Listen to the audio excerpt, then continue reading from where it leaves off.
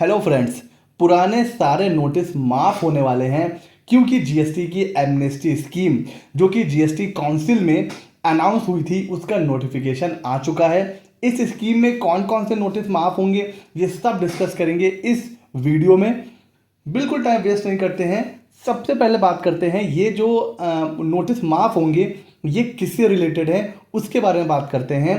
Section 16 bracket में 4 ये बात करता है अगर आपने किसी फाइनेंशियल ईयर की आईटीसी क्लेम नहीं करी, छूट गई किसी भी रीजन की वजह से, तो मैक्सिमम आप कब तक उस फाइनेंशियल ईयर की आईटीसी क्लेम कर सकते हैं। तो पहले क्या था, पहले ये लिखा हुआ था कि भाई अगर आईटीसी छूट गई तो आप क्लेम कर सकते हैं up to due date of सितंबर रिटर्न। अब सितंबर जीएसटीआर 3B की जो ड्यू डेट है वो क्या होगी, 28 अक्टूबर। मींस 20 अक्टूबर से पहले पहले आप आईटीसी क्लेम कर लीजिए अगर कोई आईटीसी छूट गया है। ठीक हो गया, कोई प्रॉब्लम नहीं है। बाद में क्या हुआ, एक नोटिफिकेशन के थ्रू इस टाइम लिमिट को चेंज कर दिया गया, चेंज करके कर दिया 30 नवंबर। तो अब एट प्रेजेंट अगर मैं बात करूं, ये जो फाइनेंशियल ईयर है ना 23-24, अगर कोई आईटीसी छूट गया है तो आप कब तक क्लेम कर सकते हो, 30 नवंबर तक।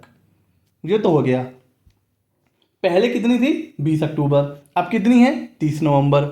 यहां पर जो लोग पिछले फाइनेंशियल ईयर के थे उनके साथ हो गया मोए मोए।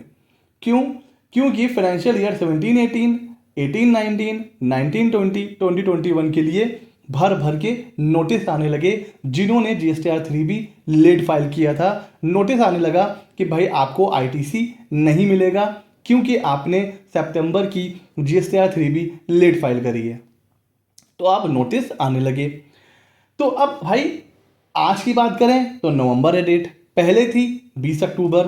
तो इस चीज को कहीं ना कहीं मैच करने के लिए एमनेस्टी स्कीम आई, और जो एमनेस्टी स्कीम है, जो नया आप कह सकते हो नया सेक्शन 16(5) इसको जो ऐड किया गया वो इन्हीं 4 फाइनेंशियल ईयर के लिए है, 17-18, 18-19, 19-20, 20-21।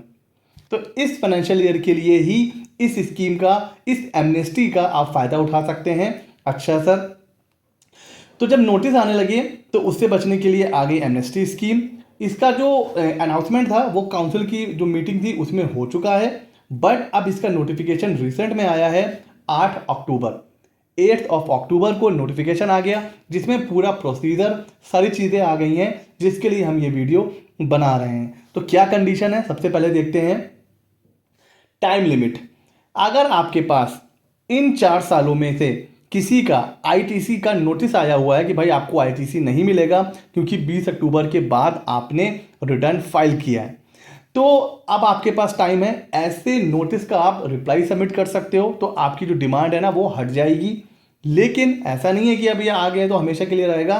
With in 6 month from the date of issuance of notification, जब ये नोटिफिकेशन आया है वहां से विद इन 6 मंथ आपको यहां पर जीएसटी पोर्टल पर जाकर इलेक्ट्रॉनिकली इसको सबमिट करना है अगर कोई नोटिस आया हुआ है तो अगर हम इसको कैलकुलेट करें तो 7 अप्रैल 2025, 7 अप्रैल 2025 से पहले पहले आप इस स्कीम का फायदा उठा लीजिए।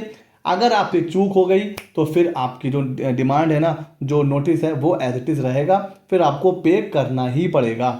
तो भाई ये डेट को ना नोट कर लीजिए, 7 अप्रैल। ठीक है सर, इसकी एक बहुत इंपॉर्टेंट जो कंडीशन है उसको नोट करिए। 30 नवंबर 2021 से पहले पहले आपने जीएसटीआर 3B फाइल करा होना चाहिए। किसका, 17-18 का भी, 18-19 का भी, 19-20 का भी और 20-21 का।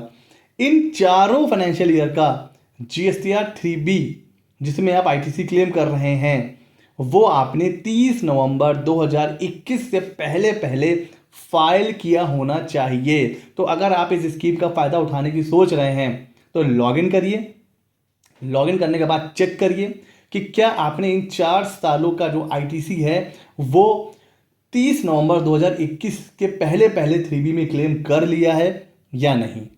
अगर आपने इसके बाद फाइल करा है तो भैया आपके लिए ये एमनेस्टी नहीं है। तो इस कंडीशन को भी नोट करिएगा। अच्छा सर, ये सारे सालों के लिए है, ऐसा नहीं कि सिर्फ 2021 के लिए है। 17 18 को भी ले लीजिए, 18 19 19 20 20 21, चारों सालों का अगर आपने क्लेम कर लिया है 30 नवंबर से पहले पहले, तो आप इस स्कीम का फायदा उठा सकते हैं। उसके अलावा अगर अपील ऑलरेडी फाइल है, तब आप इस स्कीम का फायदा नहीं उठा सकते।